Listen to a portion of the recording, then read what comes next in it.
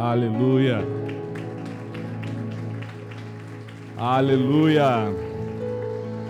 Louvado seja Deus. Aleluia. Você crê nisso? Que Ele ressuscitou? Amém? Glória a Deus. Então dê o teu melhor aplauso ao Senhor. Amém? Porque Ele vive e reina. Obrigado, irmão. Deus abençoe. Aleluia. Você pode sentar. Não sei se as nossas crianças já desceram. De qualquer forma, eu quero convidar você sentado mesmo. Nós temos um momento de oração. Se você puder fechar os seus olhos. Vamos orar ao Senhor. Pai, nós reconhecemos o Teu senhorio, nos submetemos a Ti nessa noite, a Tua palavra, a ação gloriosa do Teu Espírito Santo. Te pedimos, Deus, fala conosco por meio do Teu Santo Espírito, fala conosco por meio da Tua palavra. Senhor, nós pedimos que de maneira nenhuma saiamos desse lugar como chegamos. Afeta-nos, Deus, nós pedimos em nome de Jesus Cristo. Amém. Amém. Você está me ouvindo bem? Sim? Aí atrás, está me ouvindo bem? Legal, glória a Deus. Deixa eu perguntar uma coisa para você.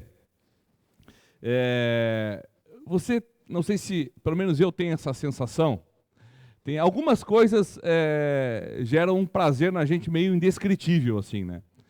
Tem uma coisa que gera um prazer em mim, que é cama arrumada. Você tem isso também, não? Né? Assim, a cama esticadinha, né? Tem gente que quando vai para um hotel, assim, chega naquela cama que as camareiras arrumam, assim, que é uma habilidade, né? Elas amarram de um tal jeito que você precisa botar o pé e puxar para soltar o lençol, né? Mas quando eu olho, aquilo, não sei, mas dá uma sensação na gente de coisa boa, né? Parece que está tudo em ordem. Bobagem. Uma cama arrumada dá uma sensação de que as coisas estão em ordem. O sentimento é o oposto também. Não sei se você também tem esse sentimento, que a cama bagunçada dá uma sensação que a casa toda está desarrumada, não é? Eu venho de uma... Eu não posso falar porque é gravado, né? Mas depois o Josi edita para mim ali. Mas eu venho de uma família, por parte de pai, que assim, não tinha esse bom hábito de arrumar a cama, né? Então, era muito complexo, assim, né? Parecia um ninho, assim, né?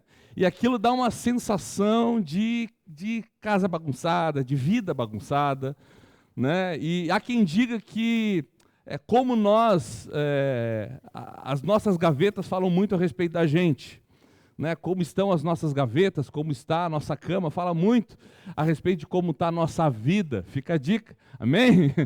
E eu quero falar hoje até... não é o primeiro momento, não é a primeira vez, obrigado, irmão.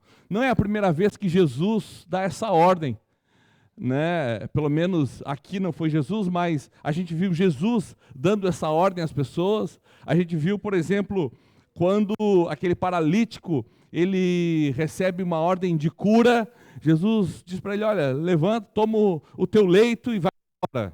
Então existia, claro que quando eu botei essa foto de cama, um jeito mais confortável, assim, né? Parece uma cama gostosa de se deitar, né? Mas quando a gente olha para o mundo antigo, não é esse padrão aqui, tá? Você imagina um cobertor, assim, alguma coisa, um tecido mais espesso. Essa era a cama no Oriente Médio, tá? Claro, a gente precisa lembrar a questão de temperatura, mas era uma cama nesse estilo. E eu queria convidar você, se você puder, abrir a sua Bíblia comigo, em Atos dos Apóstolos, capítulo 9, nós vamos ler a cura de Enéas. Nome legal para você colocar no seu filho. Se for menina, pode ser Dorcas também. Enéas e Dorcas estão nesses dois textos. Tá? E a gente vai falar sobre a cura desse homem. Está lá em Atos, capítulo 9, do verso 32 ao verso 35. Amém? 32 ao 35.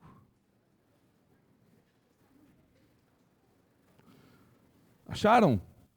Se você não conseguiu achar, vai ter projetado ali. Diz assim: viajando por toda parte, Pedro foi visitar os santos que viviam em Lida. Ali encontrou um paralítico chamado Enéas, que estava acamado fazia 8 anos. Disse-lhe Pedro: Enéas, Jesus Cristo vai curá-lo. Levante-se, arrume a sua cama. E ele se levantou imediatamente. Todos os que viviam em Lida e Saroma o viram e se converteram ao Senhor. Amém? Esses poucos versos assim, eles nos trazem muito ensino acerca do coração de Deus e da proposta do Senhor para mim e para você. Lida, só para a gente entender, Lida é uma cidade pequenininha entre Jope e Jerusalém. Jope, aquela mesma Jope que Jonas, lembram? Jonas recebe uma ordem de ir pregar o evangelho, ou pregar a mensagem de Deus em Nínive, a primeira ação aos gentios que a gente vê na Bíblia, e Jonas endurece o coração e ele foge e ele vai para Jope, vai para esse lugar aqui. Hoje essa região chama Jafa, eu tive o privilégio de conhecer. E essa pequena cidade, esse pequeno vilarejo, uma cidade pequena, recebe a visita de Pedro. E Pedro está indo fazer o que lá? Pedro está indo visitar os crentes. Ele está indo. O texto começa dizendo que ele foi visitar quem? Viajando por toda parte, Pedro foi visitar os santos. Os santos aqui foram aqueles que se renderam a Jesus, que se renderam ao Senhor. E esses aqui, a priori, são os judeus convertidos a Jesus. Amém?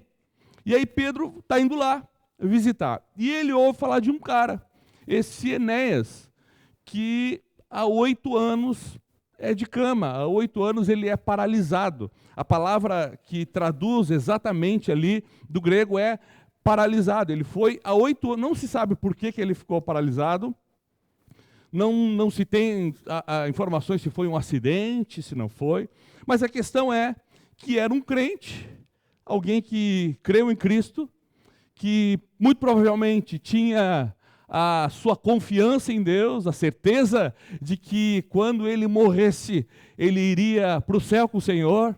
Talvez isso estava no coração dele, mas ele estava há 8 anos paralítico, numa cama. E o texto ele é extraordinário, ele tem pelo menos 4 pontos aqui instrutivos para mim e para você. Eu quero ser bem breve nessa noite. Eu sei que quando eu falo isso, as pessoas no coração dizem assim: duvido, pastor. Eu te conheço, não é de hoje. Mas intercede por mim aí, eu quero ser breve hoje, de verdade. Mas a gente vê 4 pontos instrutivos nessa presença de Pedro à casa de Enéas. E eu queria chamar a sua atenção para o verso 34. E nesse verso 34, a gente encontra esses 4 pontos que nos instruem, que nos dão algumas instruções para a vida e para a aplicação. E no verso 34 diz assim: disse-lhe Pedro, Enéas, Jesus Cristo vai curá-lo. Levante-se, arrume a sua cama.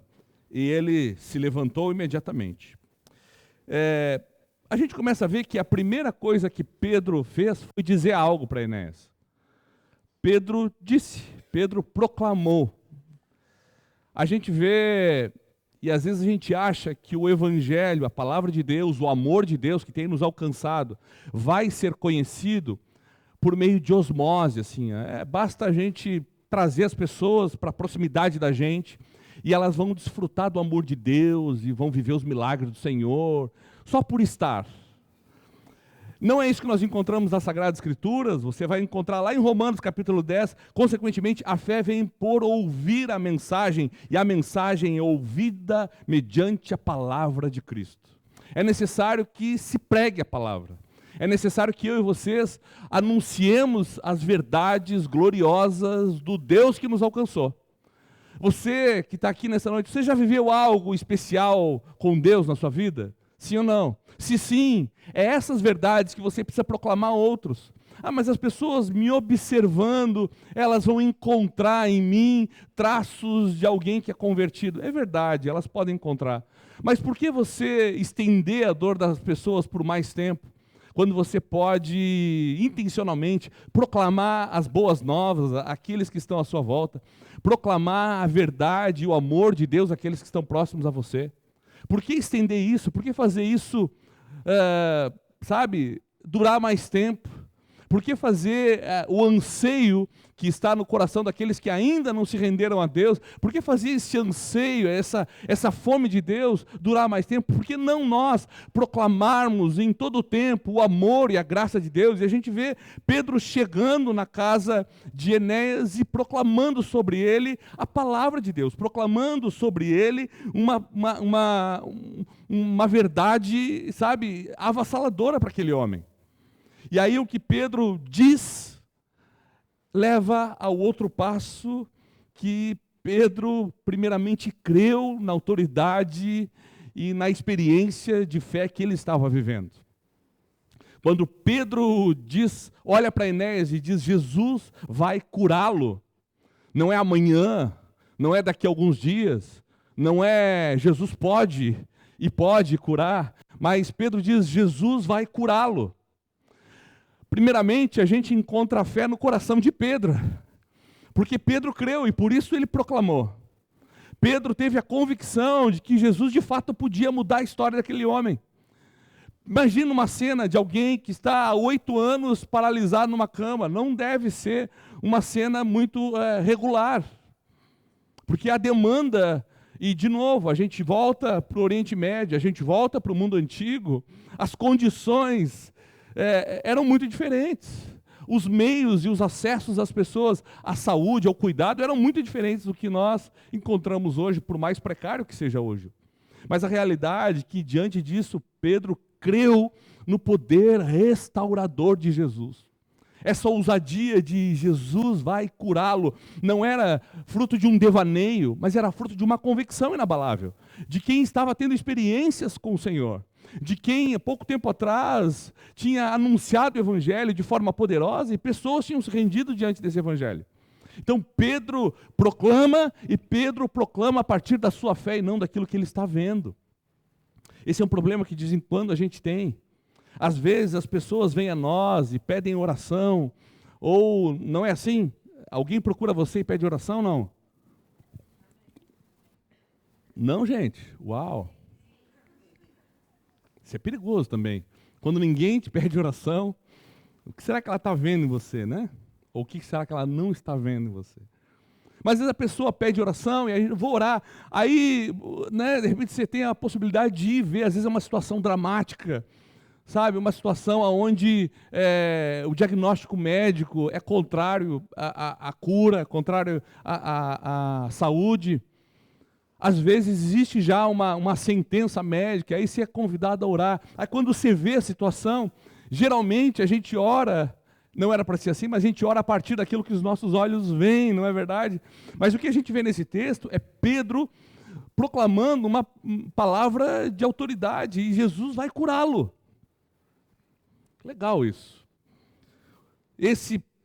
Essa proclamação, nós encontramos lá em Lucas capítulo 5, algo semelhante.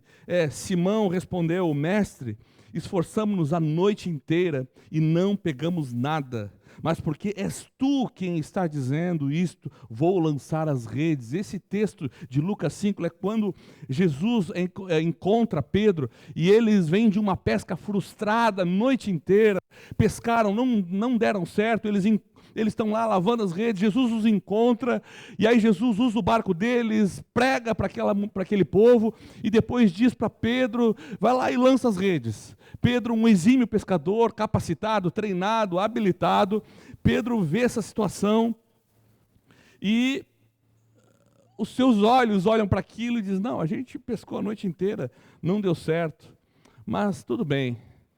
Não é a partir daquilo que os meus olhos veem que eu me movo, eu vou me mover a partir da palavra que eu estou recebendo. E a Bíblia diz que Pedro vai e eles lançam as redes e eles fazem uma pesca maravilhosa. Da mesma forma aqui nós vemos novamente Pedro proclamando uma palavra não a partir daquilo que os olhos deles veem, mas a partir da experiência que ele está tendo. Como é a sua fé? A sua fé é a partir das circunstâncias ou é a partir do Deus que você conhece?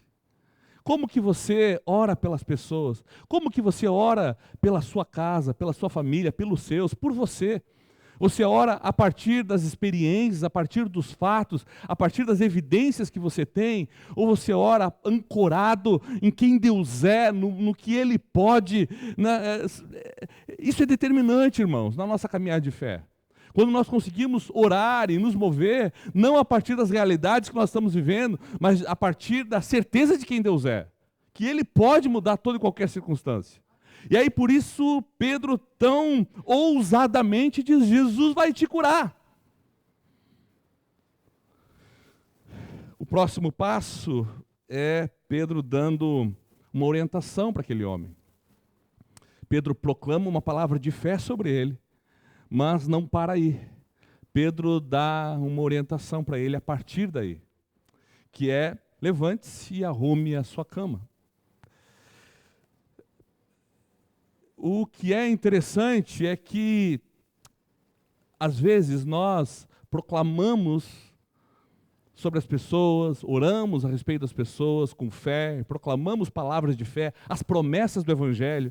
Às vezes as pessoas vêm até nós, vão até você, e você reconta a essas pessoas as promessas do Evangelho, até mesmo com você. De repente você está enfrentando algumas dificuldades, aí você vai lá, abre a Bíblia e começa a ler e reler e internalizar as promessas do Evangelho acerca da sua vida. É assim ou não é? Às vezes a gente faz isso muitas vezes. E a gente fica proclamando e procurando crer, mas a gente não pode esquecer, e esse é o terceiro passo que Pedro dá ali, é que mesmo nós proclamando essas verdades exigem de nós uma resposta. Pedro declara, olha, você vai ser curado hoje, cara, mas levante e arrume a sua cama. Tem alguma coisa para você fazer também. Tem algo que é importante que você se envolva.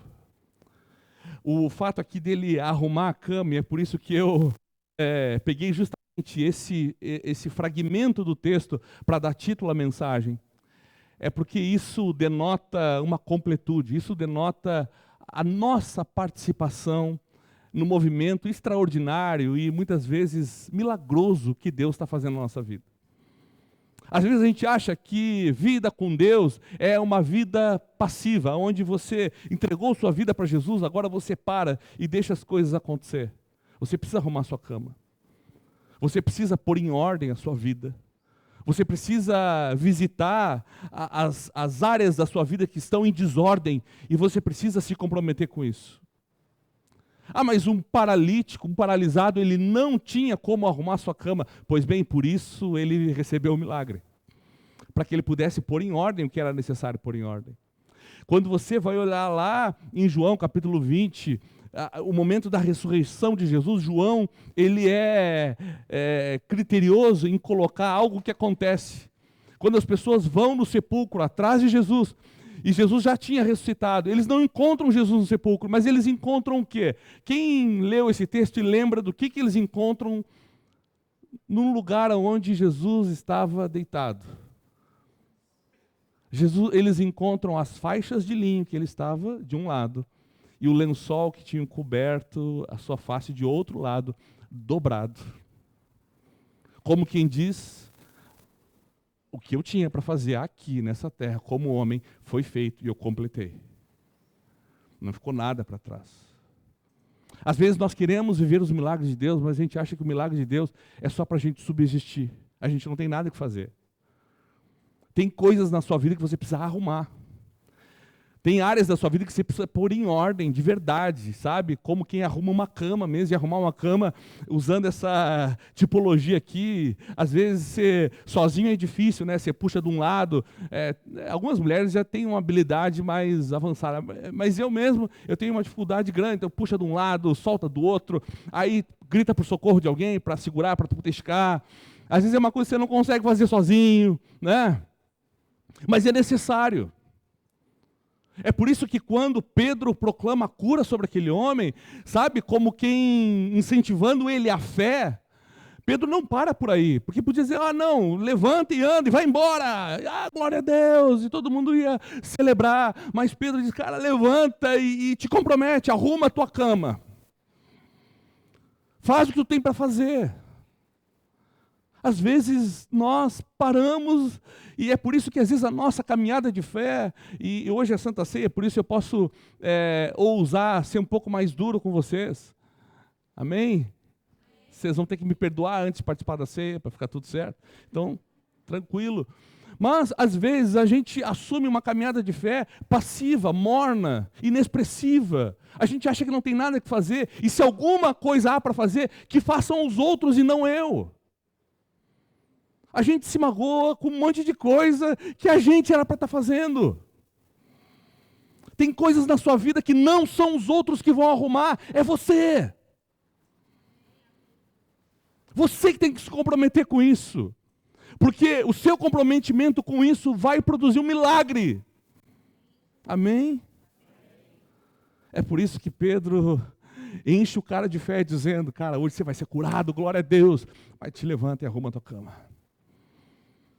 Tipo, não fica celebrando, não fica, vai arrumar a tua cama, faz o que tu tem que fazer. O que você tem que fazer? O que você sabe que você tem que fazer? Não basta só esperar o milagre acontecer. Tem coisas que você precisa se envolver. Sabe, tem coisas que você precisa negar a si mesmo. Tem coisas que você sabe que são ciladas que o seu adversário tem posto para você. Mas tem coisas que você sabe, que você tem pego a pá e tem cavado um buraco para você mesmo se jogar dentro dele. Sim ou não? Aqui não, né? Todo mundo está, remido, tudo certo. Aqui. Tem muita coisa que a gente tem se envolvido desnecessariamente. Agora, o quarto passo é o extraordinário. Alguns milagres nós vamos ver Jesus manifestando sem uma evidência clara da fé da outra pessoa. E aparentemente, esse é um dos milagres que os apóstolos manifestaram. Também não... E há quem diga que esse homem, que o Enéas, ele não manifestou fé. Mas, se a gente olhar e perceber que ele recebeu uma palavra dizendo, hoje você vai ser curado, o cara está 8 anos deitado numa cama, e a palavra que vem depois disso é te levanta e arrume, e ele se levantou e arrumou, ele teve fé para levantar. Nem que seja para tirar a perna para fora da cama. Teve que ter agido com fé. Então, o quarto passo aqui desse milagre, ele é a gente agir sobre a palavra de Deus. Agir sobre as promessas. As promessas de Deus para mim, para a sua vida, elas não são só para a gente decorar, elas são feitas para a gente crer e agir por sobre elas. Amém? Quando a palavra de Deus diz que o Senhor Jesus nos daria uma paz que excede o entendimento, isso não é algo que vai acontecer externo, é algo que vai acontecer de dentro para fora, e eu preciso crer nisso, e crendo nisso eu caminho nessa certeza. Eu decido isso. Eu decido crer, eu decido confiar nessas verdades. Amém? Então, o que nós encontramos nesses 4 passos aqui, a gente pode muito bem sintetizar como a ação do Evangelho nas nossas vidas. E eu fiz 4 anotações, porque quando Pedro disse que ele seria curado, é como se fosse a mensagem que foi anunciada a nós. Quando Pedro declarou que Jesus iria curá-lo, aquele momento onde ele declara para produzir fé de verdade no coração daquele homem, é quando nós cremos na restauração do Senhor Jesus. O terceiro passo é quando ele disse, levante-se e arrume a sua cama, é quando eu e você, na caminhada da fé, nós começamos a perceber que há momentos que nós precisamos responder a tudo que Jesus fez. Amém? E você sabe disso, tem momentos que você precisa responder a tudo que Jesus fez por sua vida, por você, por mim, por nós. É entender que a caminhada cristã é uma proposta de mudança de vida. E por fim, quando ele se levanta imediatamente, significa viver e testificar o milagre manifesto em nós. Então esses 4 passos aqui que a gente percebe que aconteceram na vida de Enéas, eles muito bem tipificam a obra do Evangelho em nós. Agora, beleza, espero que você tenha entendido pelo menos um desses 4 passos que aconteceram. Mas há algo que aconteceu que é extraordinário e está ligado à cidade. E está ligado ao Enéas. Quando Pedro vai lá, eu não sei vocês, mas eu estou com muito calor, gente. Quando Pedro vai lá, o começo do texto dizendo que Pedro vai encontrar quem? Vocês lembram? Os santos. Deixa eu perguntar um negócio para ti. Incluindo Enéas nesses santos, porque você vai ver que Pedro só vai ficar um cara menos religioso um pouquinho depois do que acontece aqui com Enéas, quando ele é convidado por Deus a ir à casa de Cornélio, que eram gentios, gente que não era judeu. Tá? Mas até esse momento, Pedro era um cara meio coração endurecido, assim, para quem não era crente, para quem não era judeu, era um cara muito, sabe, resistente. Mas então, isso nos faz perceber que Cornélio, que Enéas era um judeu convertido a Jesus. Amém? Partindo desse pressuposto, a gente pode confiar que Enéas, tranquilo, estava indo para o céu se morresse. Sim ou não? Se ele confiava em Jesus, a herança eterna dele estava reservada, tudo certo. E aí o que acontece? O que eu acho maravilhoso é que se Pedro fosse lá ou não fosse, Enéas ia para o céu. Amém? E aí a gente podia pregar uma mensagem para Enéas dizendo, olha cara, ainda que o teu corpo pereça, padeça, há para ti uma morte reservada, fique em paz, se nada der certo, na eternidade você está garantido com o Senhor. Amém? E essa mensagem eu posso pregar para você. Se nada der certo, se a tua vida estiver cheia de problema, se você crê em Jesus mesmo, está tudo certo, sua vida pode ser terrível aqui, mas no céu a garantida para você que crê em Jesus e entregou sua vida para Ele, há para você garantido uma morada eterna. Amém? Glória a Deus. Podia acabar por aqui, mas acontece um movimento nessa cidade extraordinário. Enquanto Enéas teve 8 anos paralisado, nada mudou em Jope, nada mudou em Jafa, nada mudou nessa cidade. Mas aconteceu que um dia, Enéas deixou de ser um paralítico. E o texto que nós lemos diz que todos os que viviam em Lida e Sarona, cidades próximas, todos o viram e se converteram ao Senhor.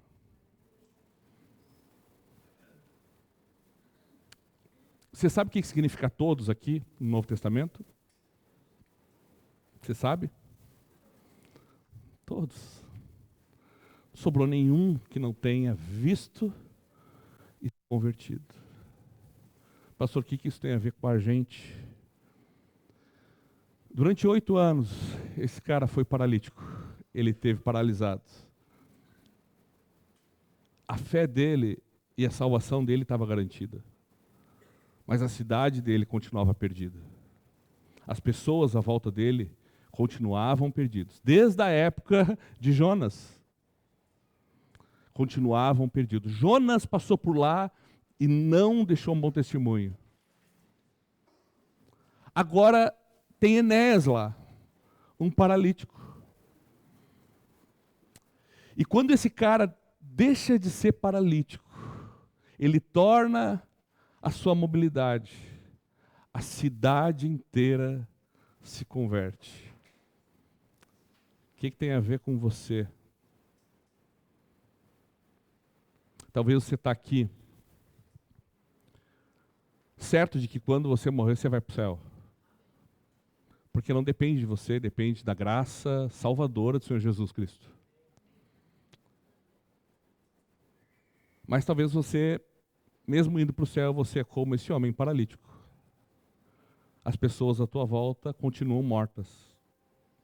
As pessoas que você ama continuam mortas. Porque você ainda continua numa paralisia que te impede de produzir algo. Quando esse cara, ele tem um encontro com o milagre, ele deixa de ser paralítico e a cidade se converte. Talvez você está se conformando na certeza do céu. Você está se conformando na obra redentora de Jesus, e glória a Deus por isso. É por Ele mesmo. Mas tudo que o Senhor não quer é que você seja improdutivo. E a improdutividade não está ligada aos resultados que você produz para você. A improdutividade no mundo espiritual está ligada àquilo que você deixa de fazer para o reino de Deus. Eu não sei numericamente o que significa isso, mas eu sei que uma cidade inteira se converteu, porque alguém que era paralisado deixou de ser paralisado e começou a se mover agora. Alguém que vivia num leito, ele se ergue e arruma a sua cama. O ato dele arrumar a sua cama é um milagre para os outros que estão afora, e eles se convertem. O que isso tem a ver com você nessa noite é que talvez você, até aqui, por alguns anos ou por alguns motivos, você está paralisado e pessoas à sua volta, dia após dia, continuam na morte espiritual. Eu não sei por que Enéas ficou paralisado. Eu também não sei por que talvez você esteja.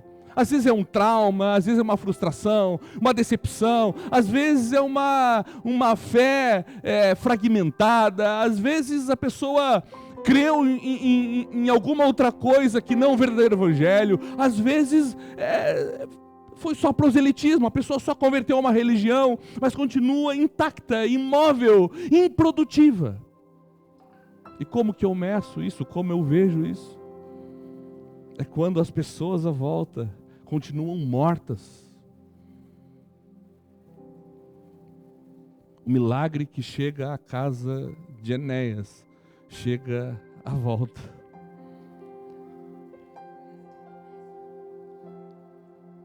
O que eu quero salientar desse texto é que a tua paralisia está mantendo pessoas na morte espiritual. Pastor, mas não é tão dramático assim. Se não fosse tão dramático assim, não estava aqui. E pela convicção que eu tenho, eu não sou teólogo liberal, eu não creio que a Bíblia é para ser interpretada e redesenhada. Eu creio na literalidade, eu creio na verdade das Sagradas Escrituras, eu creio que o que está aqui, Deus quis que aqui estivesse para que fosse instrução, correção, encorajamento, confronto para mim e para você. Então esse texto está aqui para dizer que enquanto estamos paralisados, pessoas à nossa volta deixam de desfrutar da vida. Amém?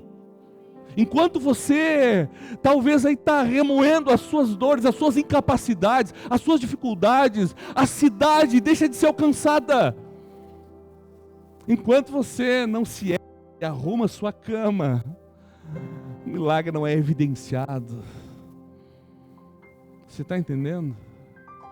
E o Senhor te trouxe hoje aqui nessa noite, para você sair desse lugar, para você sair dessa condição de improdutividade. Amém? Mas para você ser aquele que as pessoas vão olhar e vão dizer: que milagre é esse que aconteceu contigo, eu quero isso para mim. E você vai começar a perceber a sua volta, um após o outro, se rendendo a Cristo, reconhecendo o Senhor como Salvador. E você vai começar a ver os lugares que estavam marcados por dor, por sofrimento, sendo visitados por vida, sendo visitados por paz, sendo visitados por alegria. Amém? E o Espírito Santo de Deus te trouxe aqui, para você se levantar do seu leito, e proclamar verdades, e produzir mudança. Amém?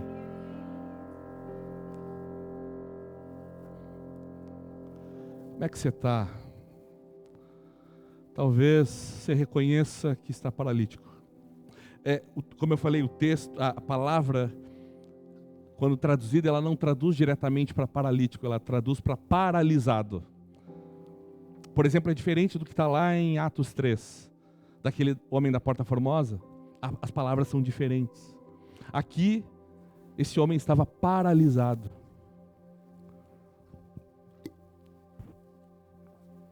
O que te paralisou?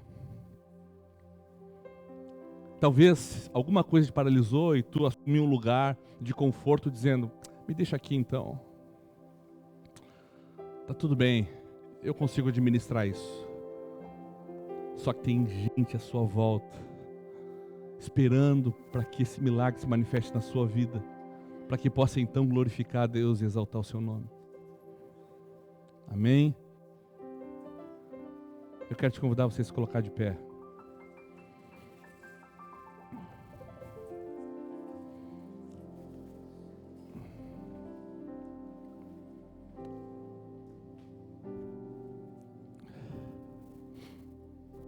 Se você hoje, sinceramente, não por causa do apelo, não por causa, talvez, de umas palavras um pouco mais emocionais e bem colocadas, porque dá para fazer isso também. Dá para gerar em você algum sentimento de inadequação, assim, a partir das palavras, de como a gente coloca elas. Você sabe que dá para fazer isso. Mas eu espero que você, não por isso, mas porque você olha para as Sagradas Escrituras e vê, de fato, o Espírito Santo falando com você. Para você que está paralisado por alguma coisa, independente do que for. Talvez é um pecado que ainda está operando na sua vida, não é um pecado do passado, é um pecado que está em atividade em você e isso tem te paralisado. O convite para você hoje é: erga-se, arrume a sua cama, põe em ordem, arruma a bagunça. O convite para você hoje: mas e o que vai ser a partir disso, pastor? O que vai ser se eu tomar essa decisão? Eu não sei o que vai ser com você, mas eu sei a sua volta. O milagre que vai acontecer na sua vida vai testificar aqueles que estão à sua volta. E a gente vai começar a ver salvação acontecendo. Amém? Você imagina Enéas andando por Jafa e vendo os seus conterrâneos adorando Jesus. Com certeza a alegria dele ver todos os seus irmãos adorando Jesus era muito maior da alegria de que ele agora podia andar e há 8 anos ele não podia. A alegria que você vai começar a vivenciar pelo milagre ter acontecido na sua vida e isso está alcançando a outros, vai ser muito maior do que aquilo que você vai poder desfrutar do milagre. E hoje eu quero convidar você a tomar uma decisão. Se você está aqui e você tem vivido como quem está paralisado, eu quero convidar você a tomar uma decisão hoje. Arrume a sua cama. Levante-se, saia do lugar de conforto, porque não diz respeito a você, diz respeito a Deus.